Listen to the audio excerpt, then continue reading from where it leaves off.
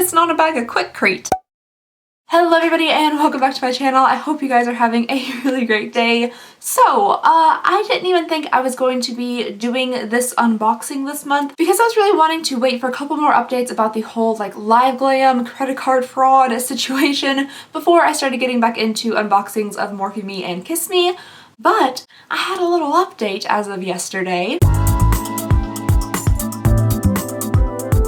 I got a letter from my bank saying that my credit card information had been compromised. They said that I need to go back through all of my transactions from April, which is a lot of transactions, and figure out where the fraudulent charge was. Thankfully, my bank is a zero liability bank, so any fraudulent charges made will be reimbursed to me. I'm just wondering where the charges were. I feel like a lot of people who have fraudulent charges placed on their cards, they're typically in large sums, and I feel like I would have noticed a large sum of money coming out of my bank, so I thought that was a little bit strange, but I'm going to do what the bank says. I'm going to get a new card and I'm going to go back through all of my charges and see, you know, which ones I didn't do. But what I thought was super interesting about this is they said I should go all the way back to April and start looking for charges. And what is just an amazing coincidence is April is the very first time I subscribed to a Liveglam subscription. I got my first KissMe in April. The thing is, I didn't make an unboxing or anything in April or May.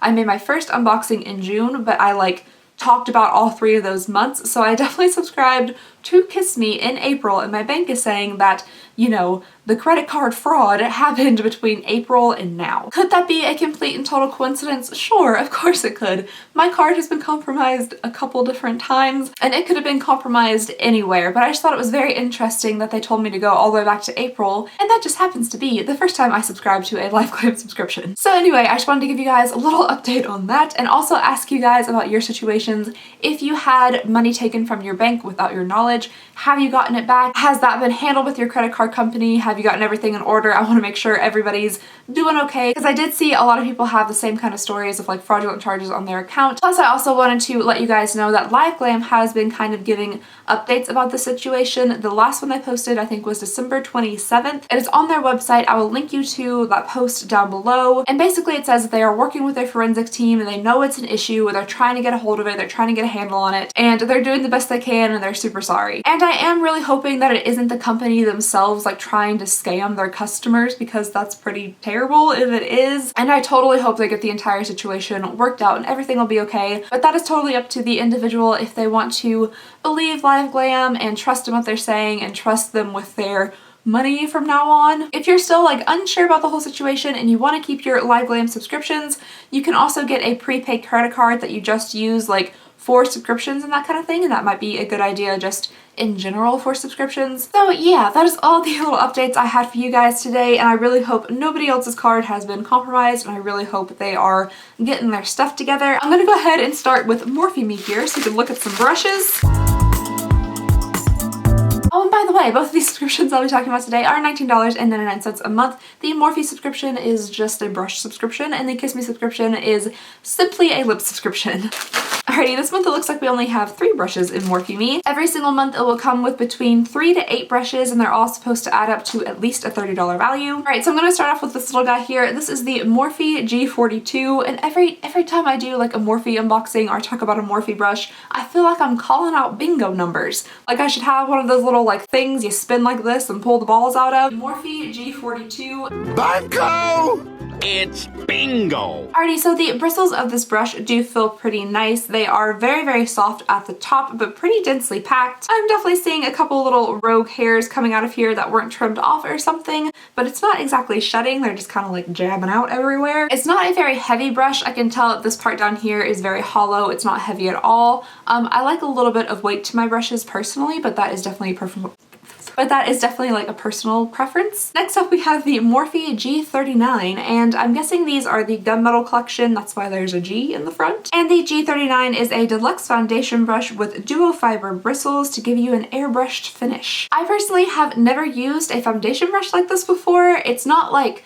flat. Like I used to have foundation brushes that you just kind of like paint like this. And it's also definitely not like a rounded flat top brush that you just kind of like do this motion to put foundation on. The bristles are again super soft, pretty dense and stiff feeling. And I like that there's kind of like a difference in like levels and heights of the bristles here. I feel like that will definitely help like blend things out. And then finally here we have the Morphe G5. This one is definitely the biggest and fluffiest out of the entire group, and you guys know I love a good fluffy brush. It is super duper soft and I really like the shape of it. It looks like a cute little like bunny tail or something. This is kind of the shape I typically go for when I'm applying blush, so I'm definitely excited to try this one out. Alrighty guys, so that was everything that we got in the MorpheMe subscription. We're gonna go ahead and move on into the KissMe subscription.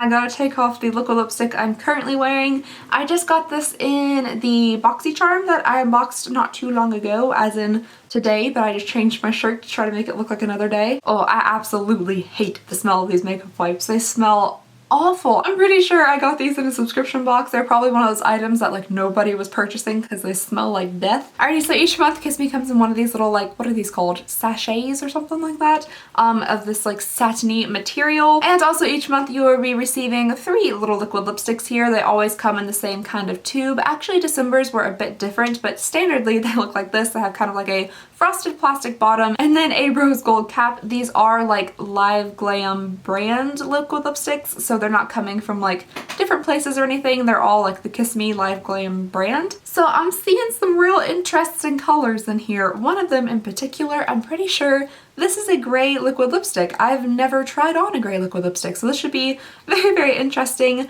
I'm going to start off kind of neutral though with this shimmery pink looking one. This is in the shade Sequence, and let's go ahead and try it on. The liquid lipsticks also come in different formulas, so there's like a glossy one, there's like a metallic one, there's a matte one, and the first one we're trying on here is metallic, and wow. Oh boy, is it indeed metallic. Wow, okay, I really wasn't expecting it to be that brightly metallic. Alrighty, so here is Sequence on my lips, and if you guys can't see it gleaming from this distance, it is quite bright.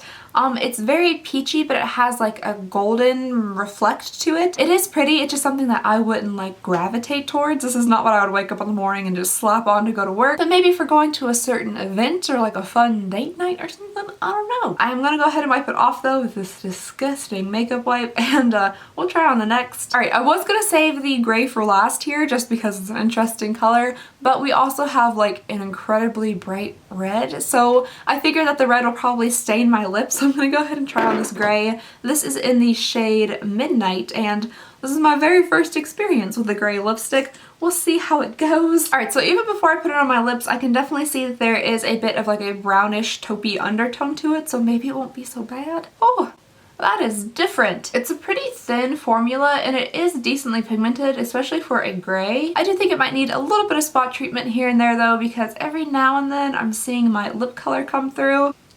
Oh, how did that even happen? I have it on like the undercarriage of my neck. I look like I've been kissing on a bag of Quick-Crete. Alrighty guys, so here is the gray on, and again, this wouldn't be my go-to. This wouldn't be my everyday lipstick look. If I was needing to be like a statue or something for Halloween, this would probably be absolutely perfect. But for me personally, this just isn't my vibe of lipstick. I think it could look really cool on a lot of people, especially people who pull off this kind of like cool, interesting makeup or style all the time. I am not one of those people. So I'm gonna go ahead and have to pass on this color for me personally. Plus it'll probably clash with all my gray sweatshirts, so I just can't have that. So let me go ahead and wipe this off before the concrete fully sets, and we'll move on to the red. Alrighty guys, let's go ahead and go for this red right here. This is in the shade Goals and it looks incredibly bright. Oh wow, okay, this isn't like just a red. This is like a part coral, part red, part neon color. I believe this is a matte as well, so let's go ahead and try it on. Wow, okay, this is, I hope the neonness of this is picking up on the screen. I'm sure it's not. This is intense. This formula is a lot thicker than the last gray one we tried on. I think I like the gray formula just a little bit better. Alrighty guys, so here is this one on. I could probably turn off all the lights and you guys would still be able to see it gleaming. This is incredibly, incredibly bright. It's not just red, it's definitely like a little bit on the coral side, a lot on the neon side. Again, it's not something I would personally gravitate to because, you know, I'm scared of very bright lip colors. I think it could be like a fun summertime color. It's giving me, you know, summer-like vibes, but I personally am just not the biggest fan. Alright guys, so that was everything that I got in both of my Liveglam subscriptions. I mainly wanted to make this video to give you guys a little update about my current credit card situation, and again to ask you guys how you're doing with yours. But that is all I have for you guys today. Thank you so very much for watching. Please go ahead and subscribe if you would not mind. It would mean the absolute world to me. Plus don't forget that we do have our January giveaway going on right now. I will link that down below for you guys, and our big giveaway is coming up very, very soon. Anyway, thank you guys so very much for watching, and I'll see y'all next time. Bye!